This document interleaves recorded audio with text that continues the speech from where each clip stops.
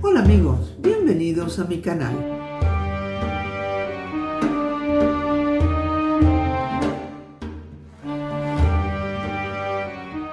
Hoy vamos a hacer un pequeño recorrido en el Imperio Otomano.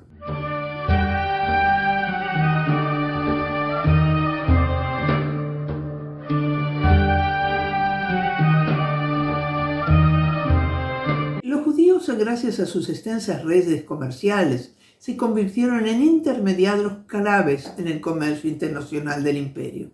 Su conocimiento de múltiples idiomas y su capacidad para establecer relaciones comerciales a larga distancia los hicieron indispensables. Muchas familias judías se dedicaron a banca y finanzas, prestando dinero a comerciantes y artesanos y al propio Estado otomano. Su habilidad para manejar sumas de dinero y sus conocimientos financieros los convirtieron en figuras influyentes en la economía otomana. Como dije, los judíos también se dedicaban a diferentes oficios y artesanías como la orfebrería, la joyería y la producción textil.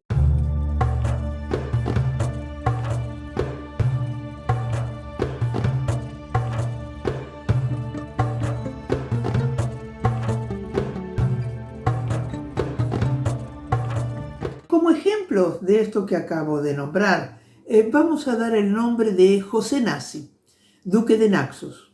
Su vida es apasionante, así como también la de su familia, que en función de las persecuciones sufridas por la Inquisición en España, Portugal e Italia, tienen que huir constantemente y cambiar de nombre.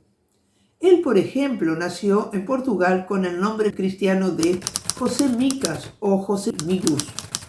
Antes de llegar al Imperio Otomano, pasa por Venecia, donde también es perseguido. Llega luego al Imperio Otomano, ayudado por el doctor Moisés Hamon. Suleimán le dio el feudo de Tiberíades y 7 lugares más en Palestina para poder recibir a los judíos. Desarrolló la agricultura en la región y la colonizó con judíos que habían sido expulsados de Venecia. Joseph murió en 1579.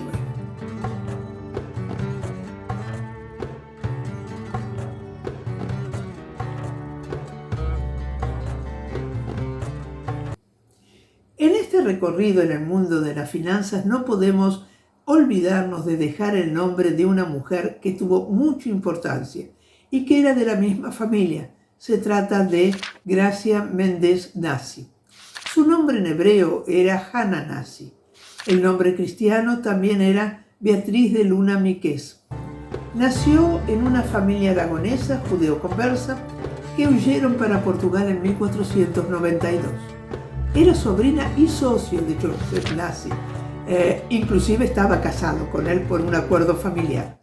Ella también ayudó a muchos judíos a emigrar. Su familia comerciaba con pimienta negra. Cercano, vive en diferentes ciudades donde tiene intereses comerciales. Cuando se instala en Conceição en Portugal, huye hacia Amberes. Dona Gracia, como se la conoce, desarrolla también una red de escape de judíos de España y Portugal. Vive también en Ferrara, donde impulsa la educación judía.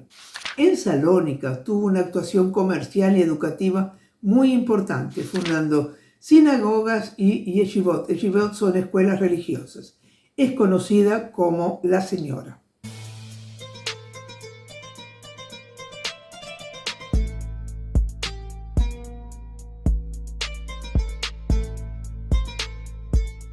¿Cómo se vivía en el Imperio Otomano? Realmente no era exenta de tensiones y desafíos.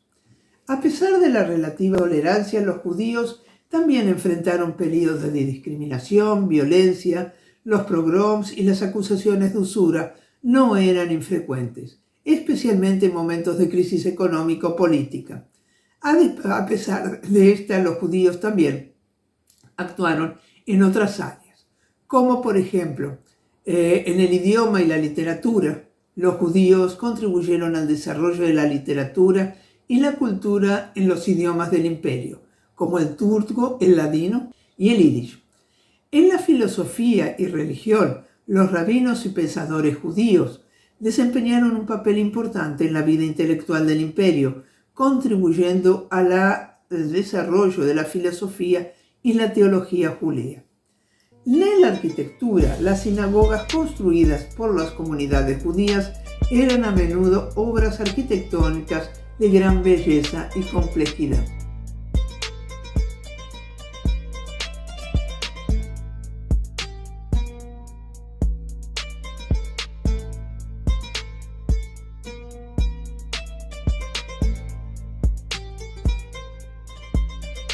¿Cómo era la organización social y religiosa?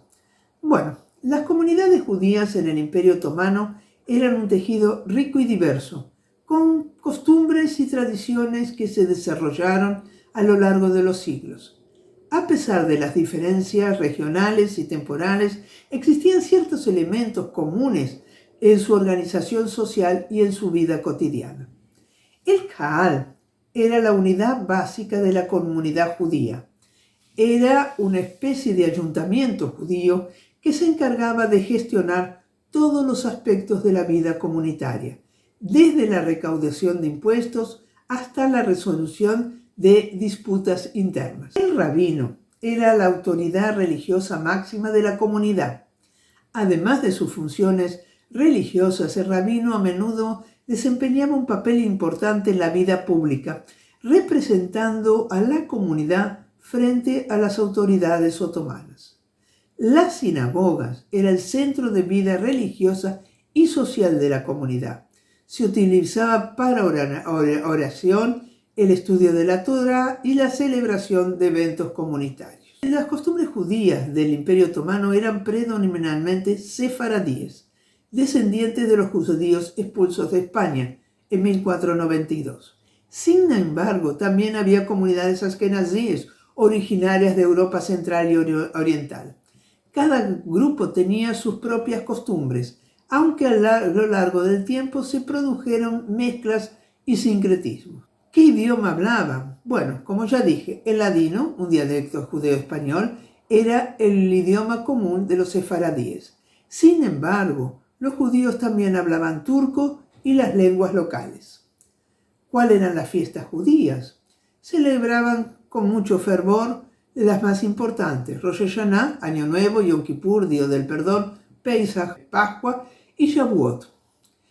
En la educación judía se basaba en el estudio de la Torá y los textos sagrados. Existían escuelas comunitarias que llaman Heder, donde los niños aprendían a leer y a escribir en hebreo y estudiaban los textos religiosos. Los judíos vivían en estrecha convivencia con los musulmanes, cristianos y otras religiones, creando una sociedad multicultural y multirreligiosa. Bueno, vamos a ver la vida cotidiana y entender algo sobre, por ejemplo, la vestimenta. La vestimenta judía, según la región y la clase social, variaba.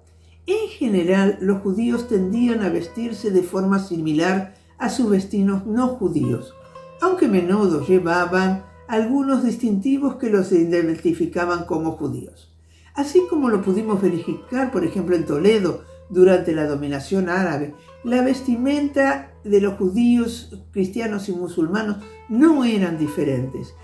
Las diferencias se veían en el ámbito particular, es decir, en el ámbito público eran iguales, particular, cada uno tenía sus costumbres. Ahora sí, la observancia de las leyes dietéticas judías, el kashrut, era parte importante de la vida cotidiana. A pesar de la relativa tolerancia de los otomanos, las comunidades judías, como dije, enfrentaron numerosos desafíos a lo largo de los siglos.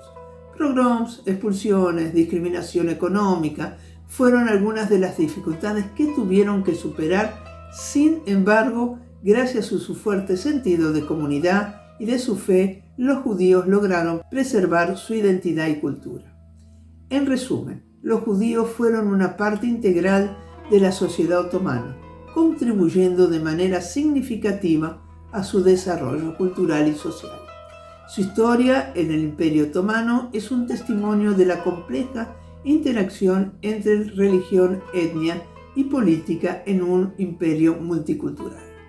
Bueno, ustedes me dirán, pero falta toda la parte de cultura. ¿Dónde están los grandes escritores, los grandes filósofos, los grandes historiadores que hubo?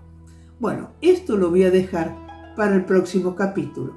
Es decir, cada vez que hable de un país en particular, vamos a ver cuáles fueron las figuras predominantes, las más importantes y de qué manera contribuyeron algunas de ellas, no solo para el Imperio Otomano, sino para la cultura en general.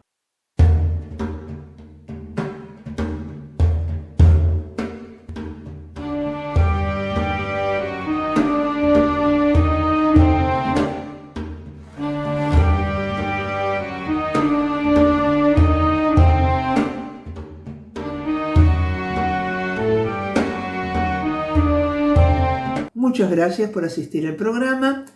Como ya les dije antes, den un like, suscríbanse, compártanlo con los amigos y coméntenlo. Muchas gracias.